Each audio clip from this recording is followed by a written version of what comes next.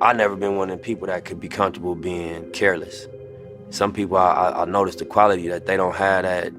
They just don't have the I guess the pressure on themselves. You know, they just have a little bit of a comfort that I don't have. I don't feel comfortable unless I know I went above and beyond with my preparation. The things that possibly could happen, if I ain't take real steps to prevent those things, I'm not comfortable.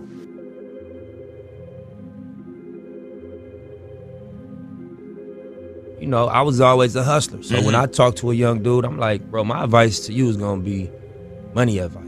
I ain't gonna get philosophical, religious advice. Bro, get you some money, you're gonna feel different. Straight up. You might even, all that other advice I could have gave you, this is the short version. You know, get you a couple dollars, man, you're gonna feel different. Words is powerful, you know? And I think that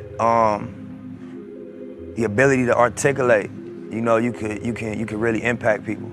I think as human beings, everybody has a natural gift and a natural passion, but then you go outside and you get influenced and you feel pressure from what's going on outside. And so, you know, I read one time, like, would you rather be at war with yourself and at peace with the world, or at peace with yourself and at war with the world? And that was powerful for me. I can't walk around, you know, charismatic and happy. Nah, I gotta make sure, you know, we setting up some type of wealth, because we might have a little bag right now, but we know a lot of people had a bag right now and they ended up bad. We got a core business, which is, for me, music, but then it's about building an enterprise around it. And I think, you know, that's what we see Jay-Z has done. That's what we see Puff has done. The music don't become how you pay the bills. It's a lot of pressure off of it. You got other things bringing in income. You can make music solely as an artist. You know, I be juggling. You know what I'm saying? I juggle a lot. I play a lot of positions. You know what I mean? So, my mentality when I do start to be like, damn, this is a lot. You know what I'm saying? It's just like, you know, that's what it's supposed to feel like. If you are going toward what the vision look like, and that's like greatness. That's, you know, on multiple levels. That's the vision that I'm working toward. So I'm like, I just think about that. Like, this shit ain't supposed to feel, you know, comfortable. It's supposed to be uncomfortable. It's supposed to stretch you. It's supposed to be a burden to a degree. And you gotta, you know, wrap your mind around that and accept it and embrace it. And you catch some wisdom off of that. You know what I mean? You gotta go hard, you gotta believe in yourself, and you gotta have a sense of humor and know that bullshit is gonna happen. You can't be too serious about it, too emotionally affected when bullshit happens. You have to just stick to the script, believe, have overwhelming confidence, be your own biggest fan, your own biggest believer, and put it on your back and carry the weight. You feel me? Obviously, having a passion for music since day one, the dream and the vision was to, you know, start a label and start a music movement, a music brand. And then just thinking, like, as a chess player, you know, assuming that we would have success in music, the next thing became, dang, what we do next? And just looking at the blueprint that people like Jay and Puff laid, we like want to, you know, offer our opinion into fashion. Yeah, so the actual brand, the name of the brand obviously is the Marathon, and it just stands for endurance. It stands for staying down. It stands for, like, not quitting, accepting the ups and downs of whatever game you commit yourself to and riding it out, you feel me? Because, you know, that's the reality of, you know, success or greatness, that it come with a roller coaster ride, you know? So I think that anybody could apply the Marathon concept to what they do, if it's sports, if it's fashion, if it's music, if it's hustling, whatever, you're on a marathon, you know? So to make that the basis of our, you know, fashion line, I look at it like, you know, we honor the people that ain't quit. We honor the people that stayed down. One thing I notice about myself when I like, I think, you know, thoughts is powerful in all facets. Cause even my career, even my life, you know, things end up turning out exactly how I visualized them. Not in this time frame I expected. You know what I'm saying? You always want shit to happen overnight. But, you know, I just had clear visions. You know, obviously outside of my grill, I just mean in music and hustling, and just how I viewed myself as an adult when I was a young dude coming up. And your thoughts powerful. That shit, you know, come to life if you stick to your script. Yeah, get the walls.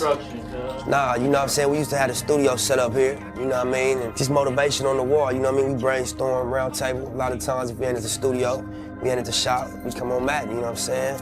You gotta all money in, you know, stay focused. Quitting is not an option. 6 O's make $1 million. Big money only. You know, talk about it, be about it. You know what I mean? How hard are you really going? Different things that you wake up to, you know what I mean, when you're on this marathon. All my original goals, I met them. I had goals as somebody coming out the street. So I didn't have a hell of a entertainment set of goals. I never wanted to win a Grammy. That was not my goal coming out the street. Them is music goals now. That I'm in the music game. That was never my goal. I never thought about selling 1 million records. I thought about, you know, doing something legit to make my money. And being able to, you know, not worry about when I heard the helicopter late at night thinking they was coming to kick the door down. Right. You know, I read an article that Joel Santana made $15,000 a show. I don't know if it was true or not, but I'm like, damn, you can make $15,000 a show? That's how I was thinking at that time. Like, you know, what we did as teenagers to make $15,000, you get a lot of years for it. Absolutely. So, you know, you could go do a tour where you make that every night, and then I remember looking at every state, like it's 50 states. If I could sell 1,000 units in each state, indie, at $8 a unit, you know what I mean? I could make somewhere near $500,000 if I just figure out how to do that. And that was my little entry-level goal. So, you know, we established and accomplished them things early, and I had to redevelop my goals. Now that I was in the game and I learned niggas get $1 million a show, niggas get $500,000 a show. I didn't know that. I didn't know that, you know, I knew, but I didn't think that it was realistic that you could really sell millions and millions of records and become a global brand. So as I became exposed to these situations, met these people that performed on that level, and like, you know, you ain't no smarter than me. You know what I'm saying? You just in a position. You just, you know, you sitting in a space where you can execute on that level. You know what I mean? I start reestablishing what my goals were. When you don't have resources, you in survival mode. You know, so being in survival mode automatically rules out a lot of things, because you don't care about morality, because you don't experience morality. You experience, you know, the need to survive. You don't experience, you know, fairness. You don't experience planning for the future. You just experience my ribs touching. You know what I mean? And it's better me than you. And, you know, it's a survival instinct that kick in. So I think once you get out of the survival mode, your morals come back closer to your daily decision making. You start thinking about what's right, what do I believe in. But until you get out of survival mode, you ain't got time to be worrying about right and wrong. You worrying about bottom line, you know what I mean? By any means necessary. So I think that economics is the answer.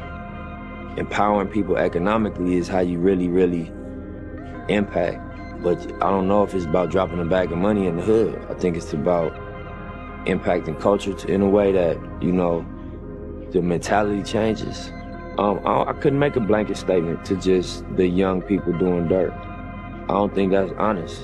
You know what I mean? It's context for everything. Nothing happens in a vacuum, you know?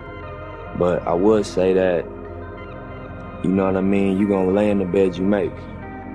You're not gonna get away with nothing in terms of the energy. You know what I mean? You might beat the camera or the police. They might not catch you for what you're doing, but the energy is always gonna return to you.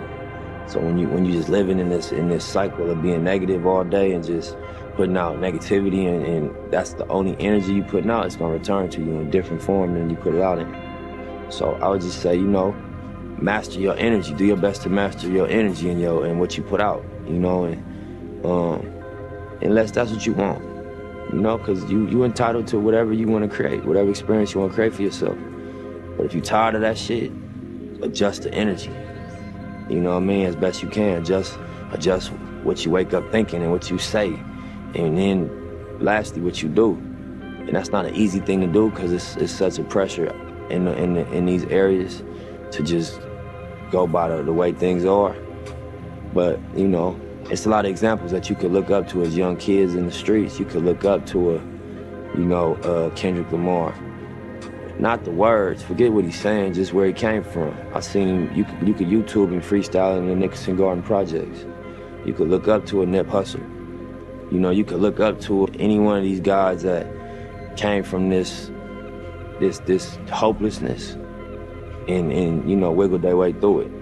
You know what I mean? And you can reverse engineer what they did. You know, look at the steps. What happened?